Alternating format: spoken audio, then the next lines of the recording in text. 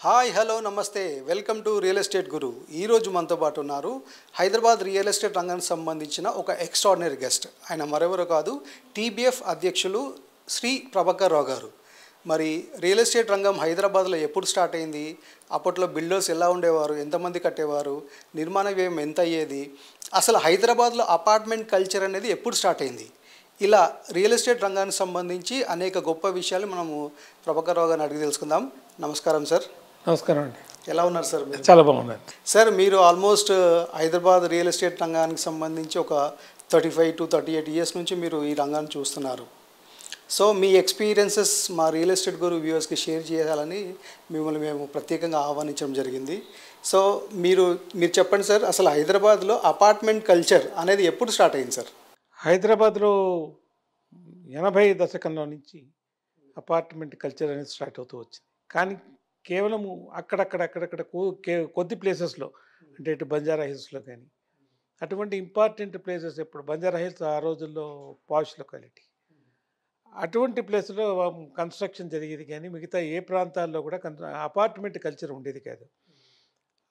ఆ రోజున్న పరిస్థితుల్లో అబండెంట్ ల్యాండ్ సప్లై ఉండేది. మనకి ప్రతివాడికి సొంతం ల్యాండ్ కొనుక్కొని ఇల్లు కట్టుకునే వాళ్ళని ఆలోచన ఉండేవాడి. కానీ అపార్ట్మెంట్ కల్చర్ అనేది చాలా కొత్త.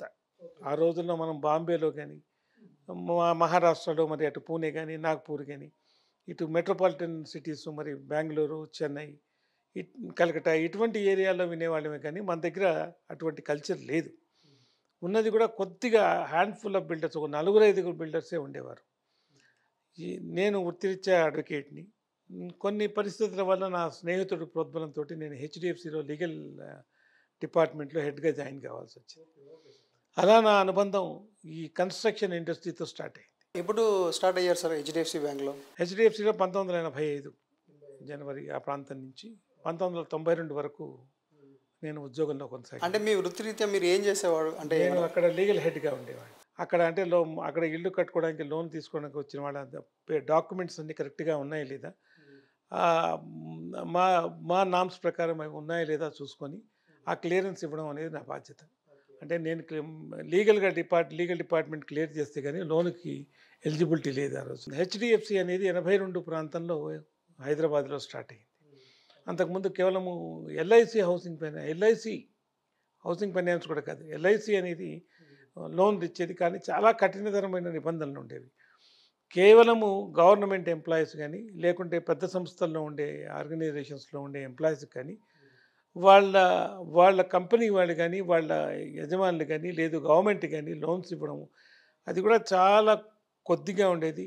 మీరు ఎల్ఐసి వచ్చే వరకు కఠినతరమైన నిబంధనలు ఉండేవి. కాబట్టి ఆ రోజుల్లో ఎవరు లోన్ల కోసం వెళ్ళడం అనేది చాలా కష్టంగా ఉండేది. హెచ్డిఎఫ్సి అనేది పైనరీ ఇన్ హౌసింగ్ ఫైనాన్షియల్ ఇన్స్టిట్యూషన్స్. కేవలము ఇల్లు కట్టుకోవడానికి మాత్రమే లోన్ ఇవ్వాలనేటువంటి ఉద్దేశంతో ఏర్పాటైన సంస్థ అది. సో ముందు బాంబే అటువంటి నగరాల్లో ఏర్పాటయ్యి, తర్వాత హైదరాబాద్లో 82 ఆ ప్రాంతంలో రావడం జరిగింది. నా అనుబంధం, నా ప్రస్థానం అక్కడ 85 నుంచి కొనసాగింది 92 వరకు.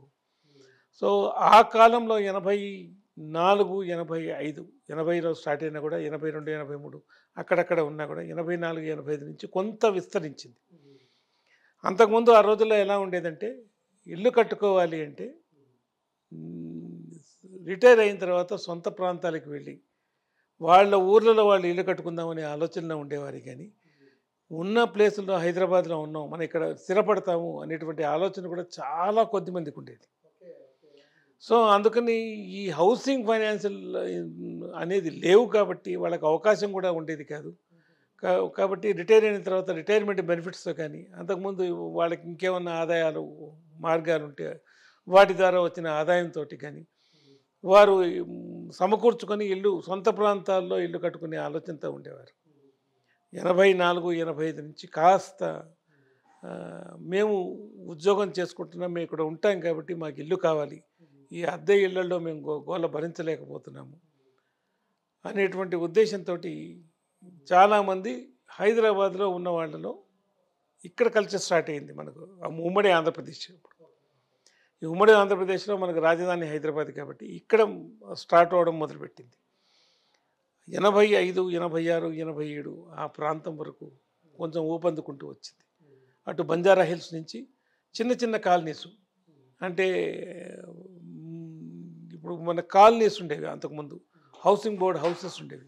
అటు విజయనగర్ కాలనీ కానీ, ఇటు శాంతినగర్ కానీ, లేదు మరి అటు వెంగళరావు నగర్ కానీ, సంజీవ్ రెడ్డి నగర్ కానీ, అటువంటి ప్రాంతాల్లో చిన్న చిన్న ఇళ్ళు ఒక 2 బెడ్రూమ్డ్ హౌసు, 3 బెడ్రూమ్డ్ హౌసు, 3 ఆర్టీసు, 2 ఆర్టీసు ఇలాంటి వాళ్ళ ప్రాపర్టీసు ఇద్దరు ముగ్గురు కలిసి ఇవ్వడం కానీ, లేదు ఒకళ్ళు డెవలప్మెంట్కి ఇవ్వడం కానీ జరిగేది. కేవలము 3 అంతస్తుల నుంచి 5 అంతస్తుల వరకే నిర్మాణాలు ఉండేవి. అపార్ట్మెంట్లు కట్టేవారు. అపార్ట్మెంట్ కట్టేవారు. 98, 2000 వరకు కూడా అదే విధంగా సాగింది. బిల్డర్లకు అప్పట్లో పర్మిషన్స్ ఈజీగా వచ్చేవా సార్? కష్టమయ్యేవా? మరి బిల్డర్స్ కూడా లోన్స్ వచ్చేవా లేదా? పర్మిషన్స్ ఆ రోజుల్లో అసలు అపార్ట్మెంట్ కల్చరే కొత్త కాబట్టి చాలా కొద్దిమంది ఉండేవాళ్ళు. ఈ పర్మిషన్స్ కూడా సులభతరంగానే వచ్చేవి. శాంక్షన్ అయింది, ఇంకా మీరు తీసుకెళ్ళలేదు ఏంటంటే ఫోన్లు కూడా చేసిన సందర్భాలు మనం చూసాం. అంటే అప్పట్లో జిహెచ్ఎంసి అప్పుడు ఎంసీహెచ్ అనేవాళ్ళు, మున్సిపల్ కార్పొరేషన్ ఆఫ్ హైదరాబాద్ అనేవాళ్ళు.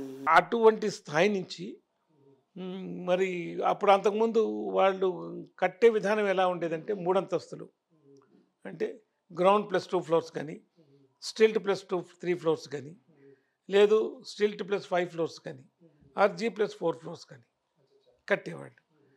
ఈ పార్కింగ్ విధానం కూడా అక్కడ మనకు వాహన సౌలభ్యం కూడా ఎక్కువ ఉండేది కాదు. చాలా కొద్ది మందికి కార్లు అనేవి చాలా కొద్ది మందికి ఉండేవి. స్కూటర్లు ఎక్కువ ఉండేవి.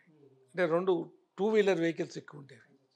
అటు స్కూటర్లు కానీ మరి ఇతర వాహనాలు కానీ చూసుకుంటే పార్కింగ్ ఏరియా కోసం నిర్ధారించిన ప్లేస్లో 1/4 కూడా సేల్ అయ్యే పరిస్థితి ఉండేది కాదు. ఫ్లాట్స్ కొనుక్కునే వాళ్ళు compulsory 2 BHK 2 parkings, 3 BHK 3 parkings అట్లా ఉండేది కాదు ఆ రోజుల్లో. మరి ఎందుకంటే కేవలం ఒక స్కూటరు, 2 స్కూటర్లు మహా అయితే అలా ఉండేవి. కానీ కార్లు చాలా తక్కువ ఉండేవి. 5 అంతస్తుల భవనంలో ఒక కారు ఉన్నా కూడా ఆశ్చర్యమే.